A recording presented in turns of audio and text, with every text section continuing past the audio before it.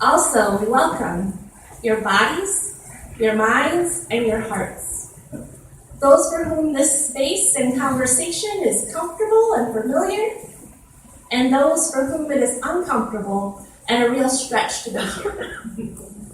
We welcome your curiosity, your creativity, intellect, and intuition, your emotions, vulnerabilities, hesitations, and fears, your common sense, your sense-making, your sense of play, and your sense of humor. We welcome folks in your teens, 20s, 30s, 40s, 50s, 60s, 70s, and beyond. People from different geographical areas and communities of the world.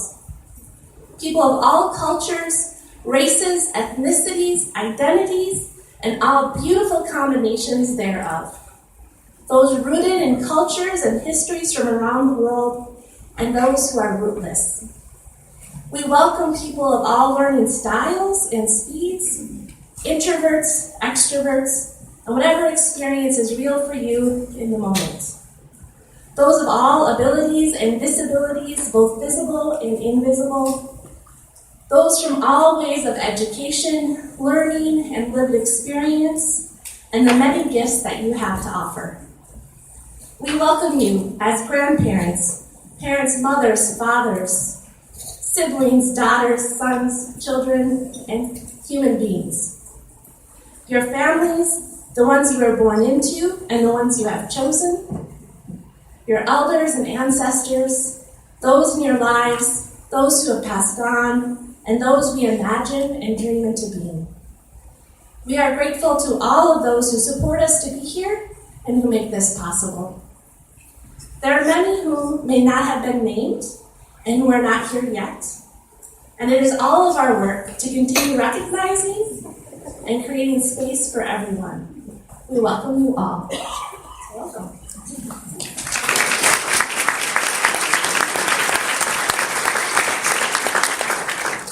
So, in a moment, we're going to have Jackie Johnson come up, and she is your Director of Community and Education for Eastern Harbor Schools. She's going to tell you a little bit about the purpose of this great initiative that we have. So, I'll welcome her, and then we'll go on with our program. It's going to be an exciting evening. We're so glad you're here.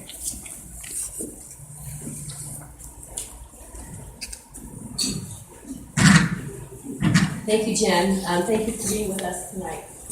I cannot tell you how excited I am, and those of you that know me know, I am really excited to see you all here tonight and to begin this journey together. And I'm hoping that you all know that you're here so you have a year commitment, right? If not, you can leave now. I'd like to first of all tell you about why we're here tonight for this event. So this event is to activate leadership, collective wisdom, and commitment to advance diversity, inclusion, and equity in our schools and our communities, and to initiate conversation circles that build relationships. So many of you are at tables with people you know, and some of you are at tables with people you don't know. But there's a wide cross-section of people in here, people from the county, people from our school districts, people from our communities. So I hope that over the course of the year, you get to reach out and meet people that you may or may not know before, because you have other stories in the room than the one you bring with you tonight. The goals of this work are to build strong and inclusive communities. We know that when children and families feel belonging, they're more likely to perform better in our schools and contribute to the well-being and growth of the community. I would like to thank the school and community members who have volunteered to step up and provide leadership for this year-long initiative. On the backs of your programs, on the table, there's a lot of things on your table, but there's a program that looks like this. You will find the names of those individuals who have volunteered their time for this year. If you're one of the individuals on those teams listed, would you please stand so we can give you a round of applause? Yes.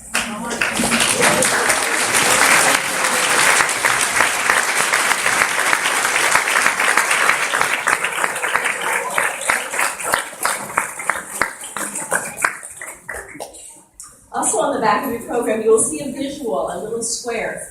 And the visual is to illustrate our work that begins with understanding yourself and the individual and internal you, the person you are, and involves the external and collective systems. And as we go throughout the year, we're hoping to go from you into the whole systems work and what that means for how we are successful in our communities and in our schools.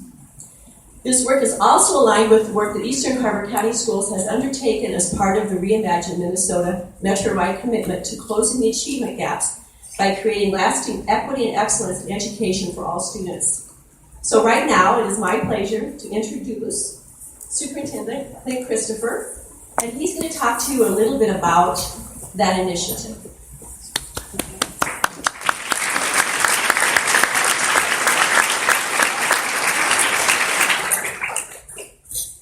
There we are. Well, good evening, and thank all of you for being here. I know Jackie is very excited about it, but we're all very excited to be here tonight to really kick this work off. And I'm excited to hear from Andre later.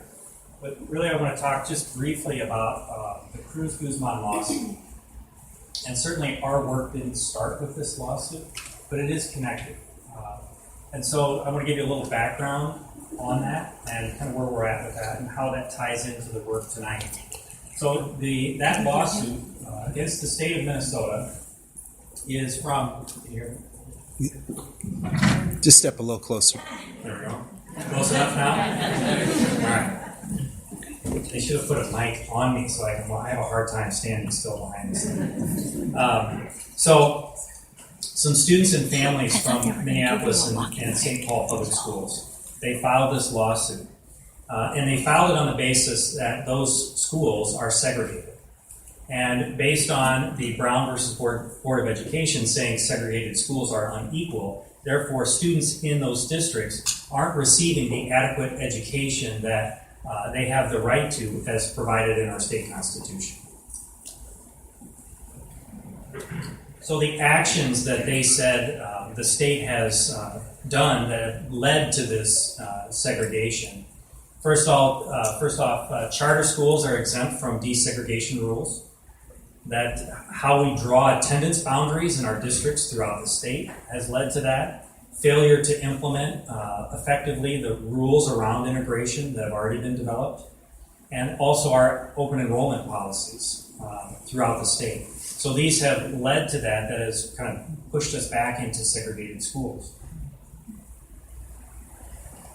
And so what they asked for in the lawsuit is to remediate that, to change that, and to do something that integrates and provides equitable opportunities for all students. That led to a group of about 40 superintendents getting together, many of them from the large metro districts in the Twin Cities here, and saying, let's do something about this. The lawsuit doesn't necessarily address the districts, it addresses the state. And I think some of the superintendents felt like state legislators always don't make the best decisions for us, so what can we do proactively to help address some of these issues? And that led into Reimagine Minnesota. And that group has been working for about the past year. How many of you participated in the World Cafe meetings that we had in Minnetonka High School? Just raise your hand. So there are a few of you here. So we had 5 districts together, and these happened throughout kind of the Twin City area. Our district was represented up at Minnetonka High School, and we had, there's probably 400 or 500 people there that night, and they collected this information, and they did these through meetings, again, throughout the metro area. Over 3,000 participants. And so they collected this mass of data on what has led to this, what can we do, how do we address these issues. And then from there, they've been kind of what they call harvesting, and boiling all of those comments, all those thoughts, all those perceptions down into something that we can use as an action plan. And in fact, this morning, we gathered in St. Paul to kind of do the next phase. And those groups have gotten kind of smaller and smaller. We're pulling it closer and closer into an action plan. Today, we focused specifically on what are the boundaries that we're facing in doing this work. And one of the things that came up almost right away was understanding our own biases, which I thought was a great tie into what we'll start off with tonight. So again, what that plan as that has begun to take shape, it really kind of boiled into 3 areas. Effective, diverse stakeholders who use trusting relationships to create welcoming classrooms, schools, and communities to meet the needs of all students and families. Personalized and relevant education that guarantees access to rigorous learning and eliminating predictability based on race. And equitable resources, time, talent, and funds aligned to meeting the needs of all students. See all and serve all.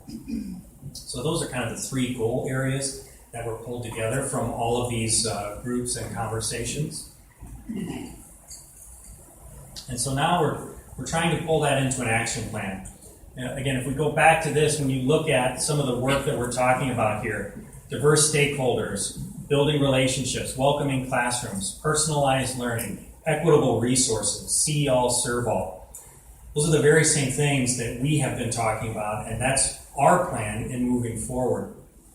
And so the tie, as we started pulling this together, when you look at all these districts that are participating in Reimagine Minnesota, there's great diversity within those, okay?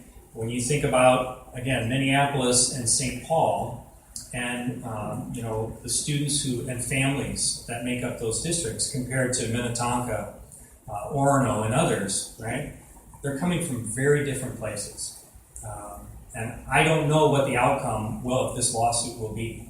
I'm sure there are some superintendents and there are many community members in many of these districts who hope it just goes away, right? So as we started looking from our district perspective at the action plan and at some of these things that this group was putting together, what we started saying is, what are we committed to regardless of what happens with this lawsuit? And that's really the starting point of a lot of this work tonight. It's our commitment to continue this work regardless of what happens there, because it's the right thing to do. As we talk about personalized learning in our district and our STAR, and hopefully many of you are aware of the STAR, right, Greg? But one of the points of the STAR is on purposeful learning, which is about the learner. And we can't personalize for students if we don't know them as a person. But that starts with understanding ourselves. And again, that will connect to our work tonight. So again, really this is about this group, our collective commitment to our mission of all learners achieving their personal best. So thank you again very much for being here. This work is connecting with what's happening throughout the metro area, but it is our work, and it is our commitment, and it is our students. And one of the things I'm most proud about with this district is it doesn't matter what student crosses the threshold. We can serve you. We can help you. We will help you achieve your personal best. And a lot of that is credit to the work that you do every day. So I probably exceeded my 10 minutes, but thank you very much.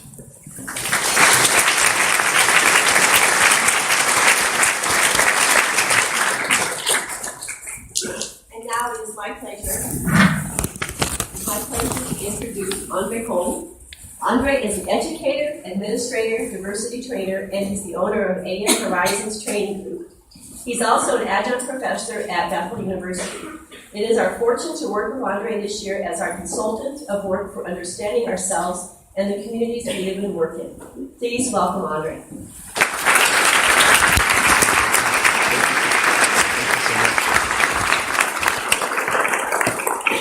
So I have to, let me see.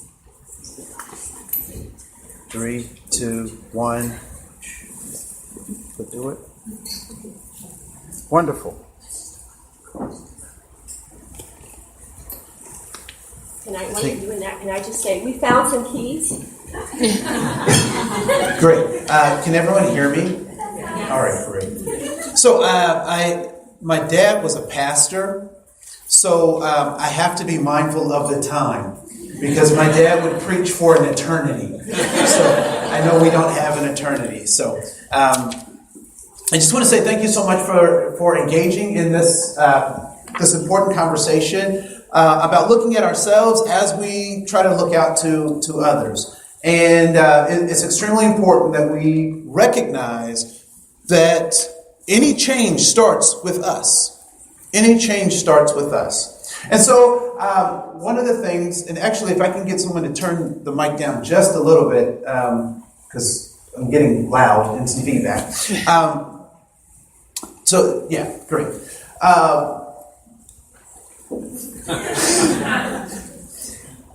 It's important for us to realize that change starts with us. And so I'm glad that you're willing to do that. So I was a high school teacher and a middle school teacher for 8 years. I taught social studies and leadership/life skills. So how to kind of maneuver in the world. And I was one of those teachers that I taught to the test. I taught to the test. So Monday through Thursday, we would go through all of my curriculum. And on Friday, every Friday, I would give my students a pop quiz on Fridays. Every Friday, a pop quiz. And some of my students were very surprised every Friday by this pop quiz. And so I've learned to continue to teach to the test, so I want to give you a test. But to give you the test, in all fairness, I must do what?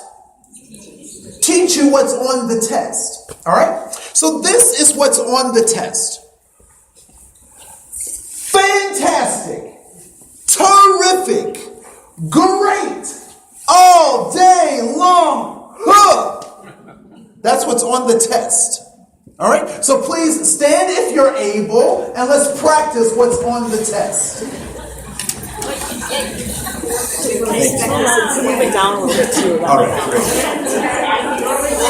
All right, so here we go. This is our practice, right? Fantastic. Terrific. Great. All day long. Good. All right, so that, do you need one more practice, you think? All right, let's practice one more time. Here we go. Fantastic. Terrific. Great. All day long. Good. All right, so are we ready for the test? So here is the test. Eastern Carver County Schools, how do you feel? Fantastic. Terrific. Great. All day long. All right, that was good. That sounded like some more Eastern school districts. Didn't quite sound like I was in Eastern Carver County. So what I want you to do this time is I want you to rip the cap off the sucker and tell me, how do you feel? Fantastic! Terrific! Great! All day long! Good job, good job. Please have a seat. You guys deserve a better hand than that. Give yourselves a hand. So how many people felt goofy doing that activity? If you felt a little silly, a little goofy, raise your hand. Raise it high. Raise it high. Raise it high. All right, good, good, good, good. I want you to hold on to that feeling. Because that's what immigrants feel like when they're in our classroom. That's what so-called refugees feel like when they're in our classroom. That's what our students feel like when they don't see people who look like them in the front of the classroom. Sometimes they feel a little bit goofy or silly. So I want you to recognize that. When a parent has to come and talk about either a child's behavior or the perception of a child's behavior, that's sometimes what they feel like. When we give a new skill, when we ask students to do something that is outside of their comfort zone, they feel a little bit silly. But what encouraged you to do the whole... What encouraged you to do that? Everybody else was doing it. You felt supported. You felt safe. You felt like you actually could do the thing, even though it felt a little uncomfortable. And so I want us to be mindful that as we work with our families, that's how other people feel. And sometimes that's how we feel when we're asked to engage in ways that we haven't in the past. So it's important stuff. The other thing you may notice is there's a handout on your table. I'd like for you to take that handout. It is presenting itself flat like this, but I'd like for you to do what I have learned from my daughter's school. I want you to do something called the hamburger fold and then the hot dog fold, so that you end up with a booklet that looks like this. So hamburger, hot dog. So that's long ways fold and then the other fold.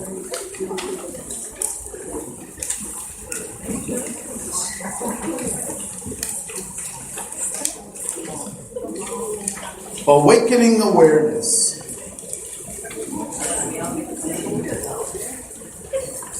So I grew up in a time called old school. I don't know if anybody is familiar with that, right? So right around holidays, we would take family photos at Olin Mills Studios. Anybody ever do Olin Mills Studios, right? Yeah. With the whole oatmeal background thing, and uncomfortable poses.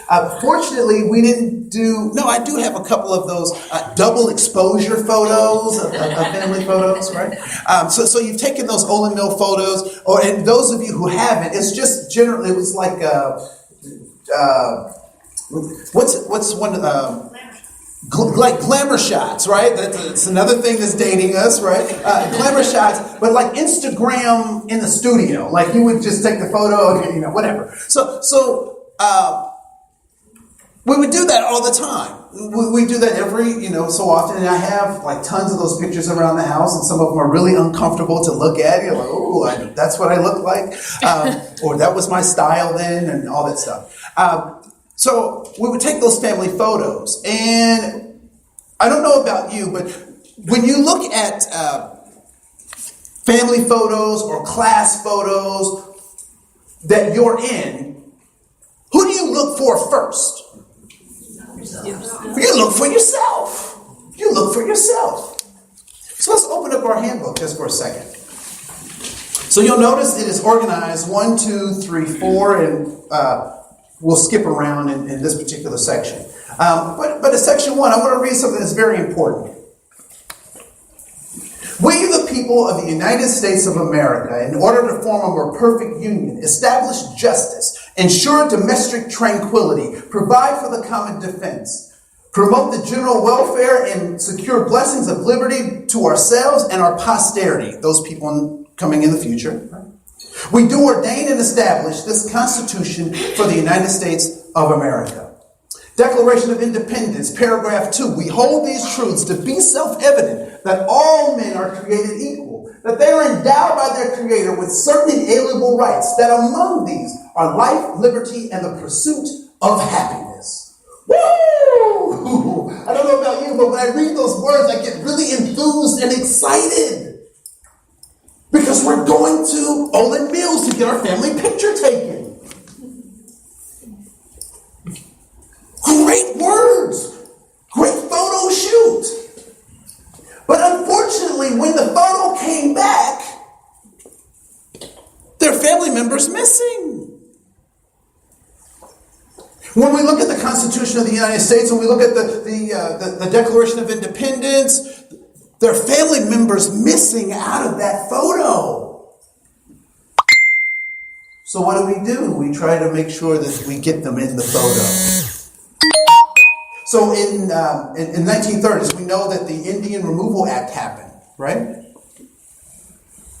Trying to solve the Native American problem, the American Indian problem. What was the American Indian problem? They existed. They were in the way of those settlers. And so the solution was, if we keep sending them west, they will fall into the ocean.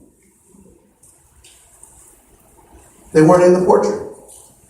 We know that 1863, the Emancipation Proclamation is signed, doing what for whom? Freeing human beings in the economic system called slavery. Economic system called slavery. We're trying to get them back in the picture. The Dawes Act suggested that American Indians can be American citizens if they sell their land. Then they can be American citizens. A faulty way of trying to get them back in the picture. 1920, the 19th Amendment to the Constitution, giving women the right to vote. Trying to do what? Get them in the picture. Get them in the picture. 1924, the Indian Citizenship Act is signed, saying that American Indians can be a part of this country regardless of whether they sell their land or not. Isn't that generous of us? Trying to get them in the picture? 1964 Civil Rights Act. 101 years after folks have been, the 13th Amendment has been signed, we're now still fighting to get people in the picture. 1978, American Freedom of Religion Act says that Native Americans can practice their religion in the land of the free and home of the brave. In 1978, they get that right, just like everybody else. Trying to get them in the picture. 1990, the Americans with Disabilities Act. Who's the ADA for? Please raise your hand if you plan on getting old. The ADA is for you. Right? Trying to get more people in the picture. And so when we talk about, this lawsuit that's coming up or coming down or out or whatever, what we're trying to do is we're trying to get people in the picture. Get them in the picture. Because after a while, if you don't show up in your family's pictures and they keep taking the pictures and you're not in it, for a while you might blame the photographer. You might blame the film. But at a certain point, what do you start to believe about yourself? There's something wrong with me because I'm not in the picture. I'm not in the picture. And so I suggested there is nothing wrong with you for not being in the picture, but there's a system that we have to talk about, and we play a role in that system. So let's talk about that. All right? So, in your handout at number 3, you'll see that there are 5 circles. 1, 2, 3, 4, 5. What I want you to do is I want you to write down one thing that you value or that is important to you in each one of those circles. So it could be a person, like a significant other, husband, wife, child, grandchild. It could be a place, like Bemidji or Belize. It could be a concept like freedom or justice. It could be a thing like a motorcycle or a boat.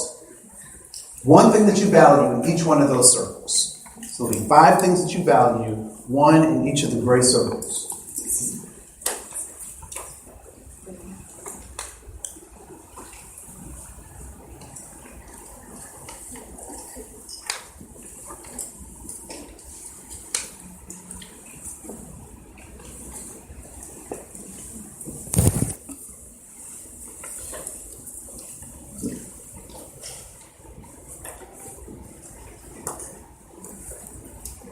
All right. What I like to do is I want to play a game, and the game is very simple. What I want you to do is to find as many people as you possibly can that share similar things to what you have on your paper. All right? Find people who share similar things to what you have on your paper. And if they also find people whose stuff that's on their paper that you agree with. So if it's either similar to yours or you agree with it, you say, oh, that's a really good idea. I want you to sign your name next to all those that apply. All right? You have a total of 90 seconds to do that starting now.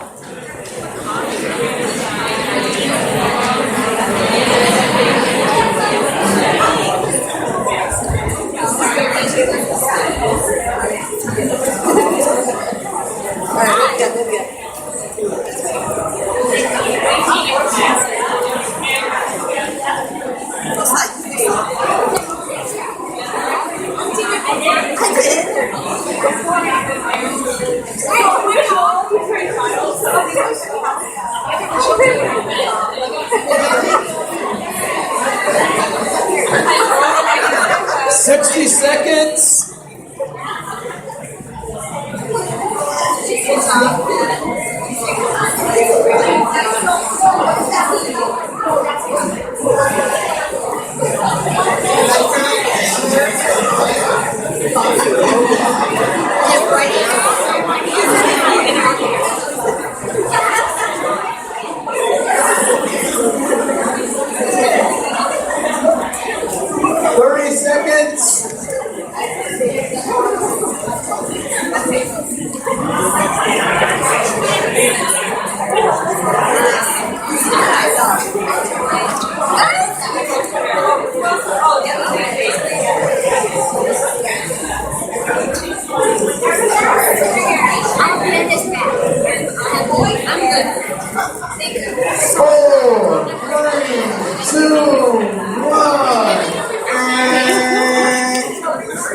Game over.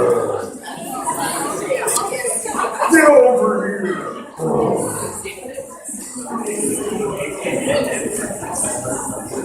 Did anyone play Mortal Kombat growing up? But I wanted to always be that voice of the. Get over here.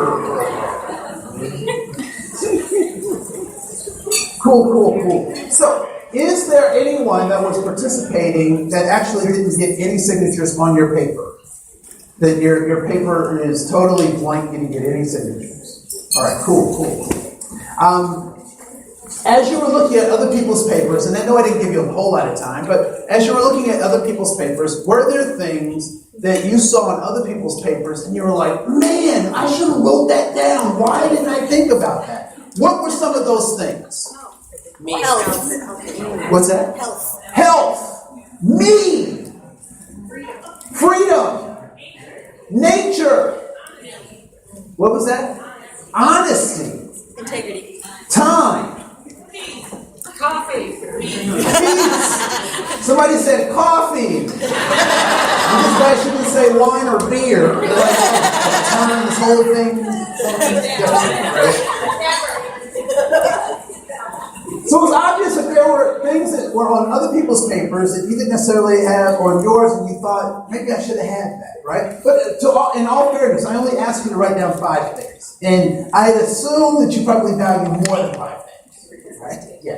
So were there things that were more difficult to find people to sign on, or you didn't find anybody to sign on one of your circles? Was there anything?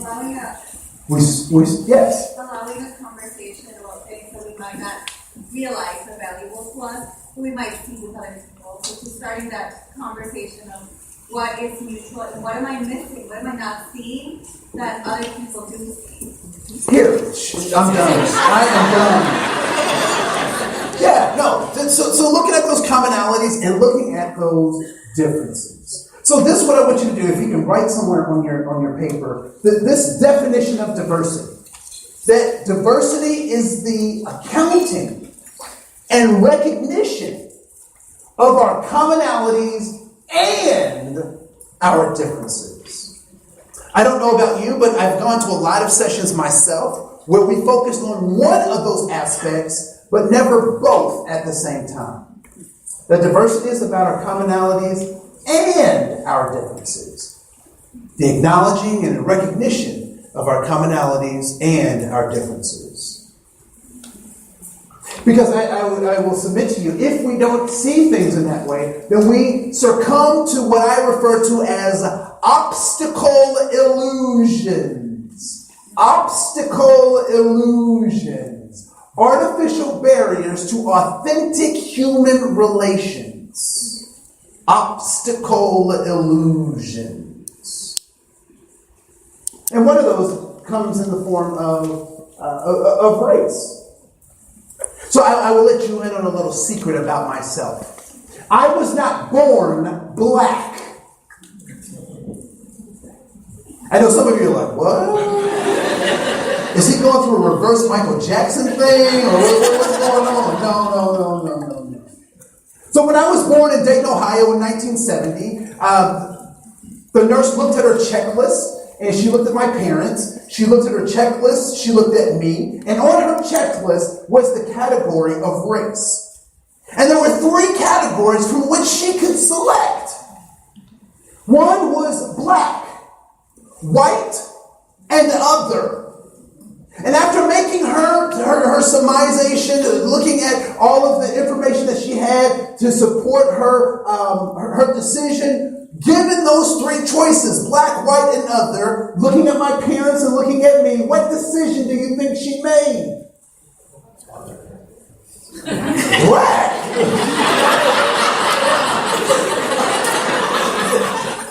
But the thing that really perplexed me was that before she made her designation, I existed.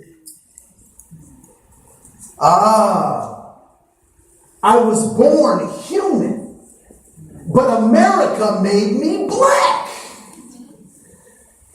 Had I been born on one side of the island, I might have been Dominican. On the other side of the island, I would have been Haitian.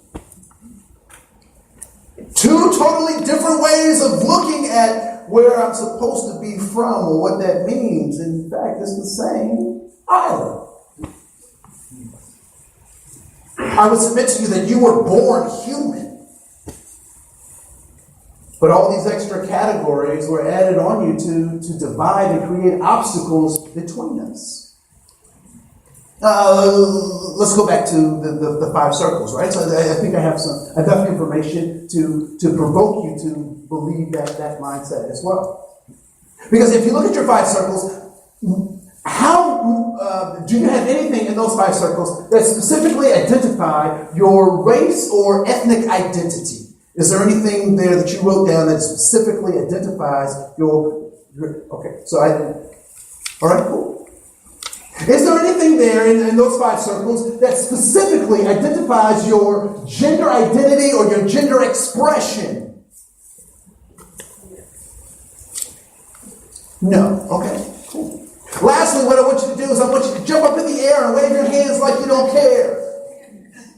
Is there anything in those 5 circles that specifically identifies your IRS tax bracket status? No. So why is it that out of this group of 200 of you or so, that the majority of us said that the things that we wrote down that are of value, our race didn't come up in that, or our ethnicity, or our gender identity, our social economic status? Why did we not say those things were of value in this exercise? I'll let you off the hook, because you're smart. You're smart. What did I ask you to do? Write down 5 things that you value, that are important to you. What I'm not suggesting is that my racial identity or my cultural background is not important. I'm not saying that. But I'm saying in terms of how we did this exercise, what many of us are saying is that there are other values that we value more than those things, or that are more important to us as we try to connect with other human beings. And so I say, no, that you would be surprised to recognize or understand who actually runs the census, what department the census is under, what department the EEOC is operated under. And I'll just give you a hint. It's called the Department of Commerce. I thought it would have been Justice or something, the Department of Commerce. We're more alike than we're different, and we can't fall to those obstacle illusions. All right? Cool. So let's stay on number 3, and there's an empty circle there, and we'll call this the circle of all human knowledge. Okay, too much Megamind. I don't know if anybody's seen that movie. That's a good movie. So let's call this the circle of all information. And what I want you to do is I want you to open up the pie of all information. So what I want you to do is to cut yourself a piece of pie the size of what you know of everything there is to know. So cut yourself a piece of pie the size of what you know of everything there is to know. Need a sharper pencil. You need a sharper pencil? So for folks, how big was that piece? Was it terribly small, right? But give me 3 things that might be contained in that piece that are things that you know for sure. You know these things. A squared plus B squared equals C squared. A squared plus B squared equals C squared. She said that's what she knows. All right, cool. I'm going to take your... All right, cool. Yes. You know your personal experiences, right? What else? What's one other thing you know? We're all alive in this room. We're all alive in this room. Okay, yes, this is not a dead audience by any means. I've had some of those. So those are things that we know. So what I want you to do now is cut a second piece of pie, and some people may try to argue and say, well, it's just the rest of the circle. please humor me because there's a third piece of the pie that we'll work with. So the second piece of pie is the size of what you know you do not know, what you are aware of that you do not know. So that could be, at least for me, I don't know Mandarin Chinese. I don't know how to fly an airplane, and I now know that I should not be doing lobotomies. I learned that the hard way. Right? So, cool. Things that you know that you do not know. You are aware of that you do not know. Now, what's the size of that one to your first piece? Is it considerably larger? All right, cool. And so what are some things that you know that you do not know? Yes? Auto repair. Auto repair. Please raise your hand if you know you don't know auto repair. Great. Two more. Spanish. Please raise your hand if you know you don't know Spanish. All right, cool. One last one. Quantum physics. Please raise your hand if you know you don't know quantum physics. Good job. So there are things that we know, there are things that we know we don't know. And what do you think that third part of the circle is? Things you don't know, or your blind spot. So put that in there. Blind spot in there.